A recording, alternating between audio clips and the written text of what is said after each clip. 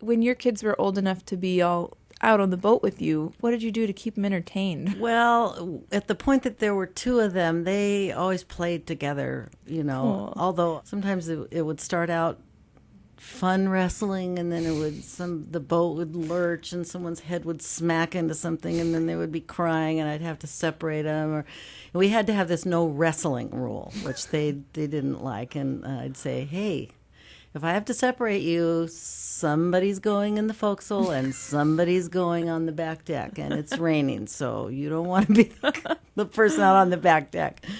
And they're really both excellent readers, because that was one of the main activities on the boat, is you read all your library books, and then you read all your brother's library books, and then you read your mom's library books, and you read your dad's library books. And so, yeah, the reading was a really important aspect of it. Like, were they occupied enough where you were able to help more on deck? Was that something you were interested in? Like, were you wanting to be more on deck? Oh, I was always the deck boss. Yeah. That's what I wanted to do. I never wanted to steer the boat. A lot of wives and women on boats, that's kind of their main job, but I didn't enjoy it. I just wanted to be out landing fish, just land fish and clean fish. Yeah, I'd much rather be in the pit and just doing my own thing, head down. But there are these really strong gender divisions. I feel like I signed on for a life where my husband is ultimately in charge of all things boat.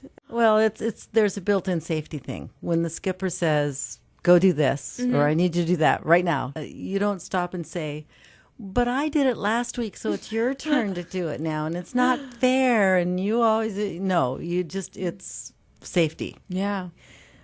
Did you find the transition to like deckhand to mother to be really challenging mentally, like that transition of roles? After I got to the point where I didn't, for a lot of reasons, I didn't want to physically be on the boat. I wanted to be doing the shore support. And the first year, our accountant called us, and he said, I need your days at sea for doing income taxes. And I said, I didn't have any days at sea last year, because you get this grocery allowance for. I said, I'm shore support. I'm only like changing the oil on the boat and bottom painting and laundry and groceries and cooking casseroles and doing the books. And he goes, only?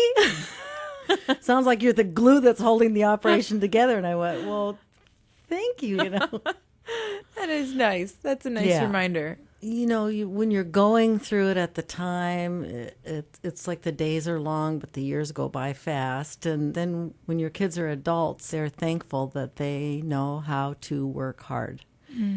And we don't get paid by the hour. You get paid by the pound. And I just know that both of my sons know the value of hard work, and they know that the harder they work, the better they do. And on the boat, you're always instilling in them, okay, you get this job done, you look around and see what else. Something always can be scrubbed. Yeah, just instilling that in them through real life. Nowadays, I feel like I'm a pretty young mother. I'm 23 and my son's a year and a half, and I feel really good about that my son will remember the day that we pay off our boat, and that was like the first loan that my husband and I ever took out, and we did that together. We made this for ourselves.